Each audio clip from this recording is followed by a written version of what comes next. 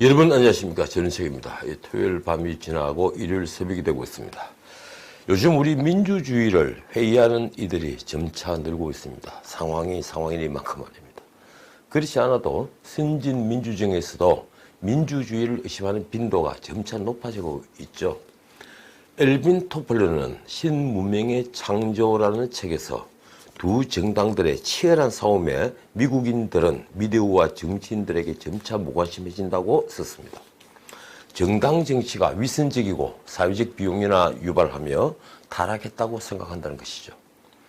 미국 같은 선진 민주정마저 석학들이 민주주의를 회의하게 하는 근본적인 이유는 무엇일까요? 저는 제 책 잡초하우상에서 그 이유를 이렇게 썼습니다. 하나는 대의민주주의가 권력의 분산이나 균점의 형식을 빌린 이너스컬의 권력 독점으로 변질되었다는 것. 또 하나는 민주주의가 대중의 의견에 충실할 때 필연적으로 대중에 영합하면서 타락해서 중무정치로 간다는 것. 이 둘이죠. 이 현상은 후진적 민주정에서는 이미 증명된 사실입니다. 1970년대 남미가 그렇고 아시아, 아프리카 중심으로 들불처럼 번졌던 제3세계가 그렇습니다. 이 두 가지 이유로 후진적 민주정은 최악의 경우에 민중 독재로 나가게 됩니다. 저는 문재인 정부가 소득주도 성장 정책과 이너스컬의 권력 독점으로 그 초입에 들어서고 있다고 감히 생각합니다. 문제는 이렇게 타락한 국가는 다시는 일어설 수 없다는 것이죠. 다수의 결정으로 합법이라는 탈을 써서 가진 자의 성취를 빼앗는다면 그게 과연 정의일까요? 그게 정의가 되는 사회는 반드시 몰락합니다. 일하든 놀든 근검전략하든 안 하든 그 결과가 똑같다면 누가 일하고 누가 근검전략하겠습니까? 그러니 개인 대신에 모두가 행복한 사회, 다 함께 잘 사는 사회는 듣기는 참 좋아도 필연적으로 하향 평준화로 가게 돼서 국가는 쇠락합니다. 저는 정말 두렵습니다. 어제 여의도는 조용했습니다. 토요일이었거든요. 대신에 광화문과 서초동에 시위가 벌어졌습니다. 광화문은 민주를 가장한 권력 독점에 항의하는 시민들이 많이 나왔습니다. 서초동엔 정반대로 또다시 검찰개혁을 외치면서 윤석열 총장 들어 방 빼라는 구호가 나왔더군요. 조국에 이어서 추미애도 그들의 영웅이 됐습니다. 저는 제 양심으로 도저히 서초동의 함성을 이해할 수가 없습니다. 이 30대 청년들이 많이 모였던데 그들이 아는 진실은 제가 아는 진실과 너무 동떨어져 있습니다. 이 간극이 생긴 근본적인 이유가 무엇일까요? 누구는 교육에 문제가 있다고 합니다. 또 누구는 민주주의 역사가 일천한 것을 그 이유로 들기도 합니다. 저는 차라리 인성에 두겠습니다. 인성 말입니다. 제 책 자유의 적들 표제에 제가 썼던 말입니다. 남의 것을 탐하지 마라. 너희를 자유롭게 하리라. 지금도 이 생각에는 변함이 없습니다. 자, 오늘 뉴스 살펴보죠. 이란 뉴스부터 짚어보겠습니다. 이란 군부는 우리 시간으로 10일 저녁이죠. 우크라이나 항공 소속 여객기가 의도치 않은 실수로 격추됐다. 이렇게 발표했습니다. 지난 8일 이란이 이라크 미군 기지 두 곳에 미사일을 쏜 4시간 뒤에 테헤란에서 이륙한 여객기가 곧 추락했죠. 그래서 탑승객 176명 전원이 사망했습니다. 이란은 지금까지 기체 결함이라고 해왔습니다. 그런데 뉴욕타임스가 여객기가 미사일에 격추가 되는 19초 분량의 동영상을 공개했죠. CNN이 또 그걸 받았습니다. 이란은 더 이상 거짓말을 못했습니다. 이란 군부는 여객기가 이란의 중요한 군기지로 그 방향으로 급순회하는 바람에 적기로 오해했다고 명명했습니다. 그 전에 트럼프가 이란에 누군가가 실수할 수도 있었을 것이다. 이렇게 이란의 퇴론을 열어주었죠. 어쨌든 추락한 여객기가 미사일의 피격 전에 마지막으로 관제소에 보낸 메시지가 가슴을 아프게 합니다. 평화롭고 모두 괜찮습니다. 그들 중에 누구도 잠시 뒤에 닥칠 죽음을 알지 못했습니다. 자, 오늘의 메인 디시입니다. 오늘 문 대통령은 또 망신을 당했습니다. 정말 대단한 망신입니다. 상대는 김정은인데 이번엔 망신의 조력자가 도널드 트럼프 미국 대통령입니다. 사실 어제 방송을 준비할 때 정의용 안보실장이 공항에서 한 말이 뉴스가 되어 나왔죠. 저는 고민하다가 언급하지 않기로 했던 뉴스입니다. 정의용발 뉴스는 좀 지켜봐야 한다고 생각했는데 제 예감이 적중됐군요.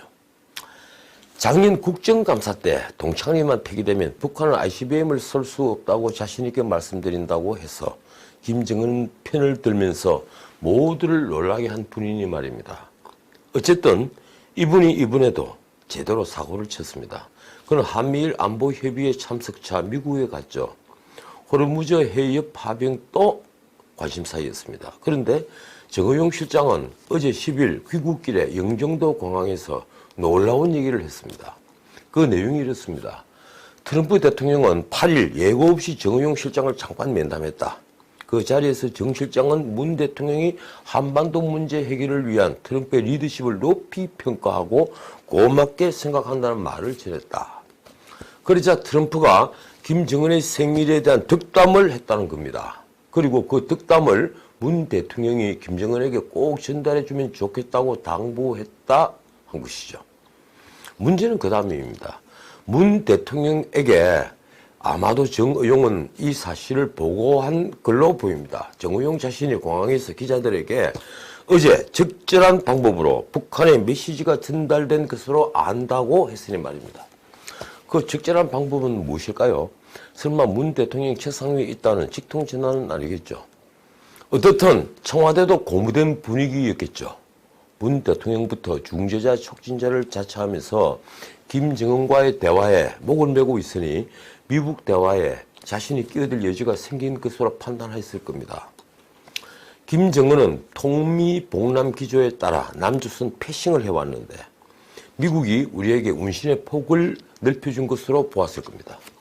심지어 외교가에선 미국이 트럼프의 축전을 북한에 직접 전달할 수 없을 정도로 미북 관계가 험악하다는 방증이라는 말도 나왔습니다. 그런데 기류가 묘하게 바뀌기 시작했죠. 어제 저녁입니다. 북한 조선중앙TV는 작년 6월 30일 판문점 미북 정상회담을 거론했습니다. 북한 방송 내용은 이렇습니다. 당신들이 강요해온 제재로 인한 우리 인민의 고통이 이제 분노로 바뀌었다. 제재 해제에도 우리는 관심이 없으며 이제 더는 집착하지 않을 것이다. 북한 중앙TV는 김정은이 판문점에서 트럼프에게 이렇게 말했다고 합니다. 당신들이 우리의 발전 잠재력과 앞날에 대해 귀가 솔깃해진 말을 자꾸 꾸미대며 그 무슨 전제 조건과 그 대가로 경제적 보상을 운운하는데 우리는 그 누구처럼 발전할 생각이 없다. 이건 누가 봐도 생일 축하 메시지를 받은 자의 반응은 아니죠. 자, 사고는 오늘 오후에 터졌습니다. 요즘 리용호 대신에 나서는 북한 김계관 외무성 고문이 북한 중앙통신을 통해 담화를 발표한 겁니다. 그는 남조선 당국이 설레발을 치고 있다고까지 했습니다. 남조선 당국은 누구를 지칭하는 걸까요? 평소에는 문재인 대통령이죠. 근데 이번엔 정의용입니까? 아니면 문 대통령일까요? 김계관 말은 이렇습니다. 예, 문장은 이해를 돕기 위해서 조금 우리식을 바꿨습니다.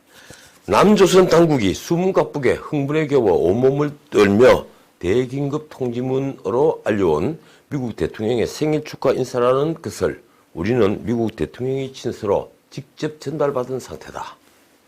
그러면서 또 비꼬았습니다. 남조선 당국은 미국 순회들 사이에 특별한 연락 통로가 따로 있다는 것을 아직 모르는 것 같다. 새벽부터 미국 대통령의 생일 축하 인사를 대긴급 전달한다고 하면서 설레발을 치고 있다. 그러면서 문 대통령에게 제대로 망신을 주었죠. 끼어들었다 본전도 못 챙기는 바보 신세가 되지 않으려거든 자중하고 있는 게 좋을 것이다. 남조선이 김정은과 트럼프 사이의 친분에 중불나게 끼어드는 것은 주제넘은 일이다. 김계관은 미북 대화 재개 가능성이 전혀 없다고 딱 잘랐습니다. 제재와 핵시설을 바꾸는 베트남에서와 같은 협상은 다시는 없을 것이다. 그러니까 핵 포기와 제재 완화 교환은 없다는 것을 못 박은 것이죠. 문 대통령은 많이 난처하겠습니다. 그토록 희망하던 북한 비핵화는 완전히 물러나간 지 오래니까 말입니다. 자, 다른 뉴스입니다. 오늘 언론은 추미애 장관과 윤석열 검찰총장 간의 갈등에 계속 초점을 맞추고 있습니다. 윤 총장의 징계 가능성에 화두가 더 있죠. 조선일보는 일면 헤드라인으로 정권 수사 사중 봉쇄망 치는 문정권이라고 하면서 검찰 수사팀 대학살, 윤석열 징계 검토, 그리고 직접 수사부서 대폭 축소 추진, 총장 직속 수사팀 설치 차단을 들었습니다. 이면에서는 윤석열 허수아비 만들기 작전이라는 제목 아래 여권의 수사 방해를 조목조목 비판했더군요. 사면에서는 추 장관과 윤 총장 간의 검찰 인사안을 두고 벌어진 과정을 시간별로 아주 상세히 보도했습니다. 그걸 읽어보면 누구 잘못인지 훤히 드러나죠. 결국 말을 바꾼 쪽은 법무부였다는 결론입니다. 어떻든 둘 중 하나입니다. 추미애 장관의 인사권 남용이냐, 즉 직권 남용이냐, 아니면 윤석열 총장이 법령을 위반해서 법무부 장관의 인사협의에 응하지 않은 것이냐. 솔직히 그건 이미 결론이 나 있는 것이죠. 다만 권력이 폭주하는 지금 누가 이 권력의 잘못을 제대로 따질 수 있겠습니까? 재미있는 기사가 하나 더 있더군요.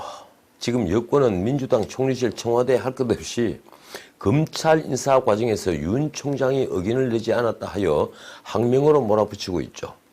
그런데 조국이 2013년에 쓴 트위터 글이 다시 화제가 됐습니다. 그는 그 당시 댓글 사건으로 윤석열, 권은희 두 사람이 코너에 몰리자 두 사람에 대해서 이렇게 썼습니다. 언론이 권은희, 윤석열 두 사람의 행동을 놓고 항명대 소신 프레임을 잡아 물을 타려 하는구나. 상관의 불법 부당 행위에 따르지 않는 것은 항명이 아니라 의무다. 그는 당시 윤석열 좌천을 두고 이렇게도 썼습니다. 윤석열 찍어내기로 청와대와 법무장관의 의중은 명백히 드러났다.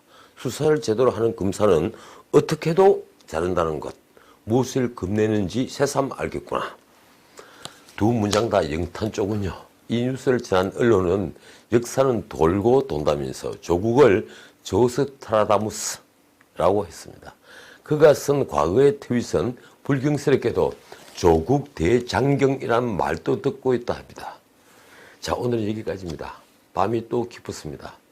아직은 겨울입니다. 내일 뵙죠. 지금까지 지른책이었습니다.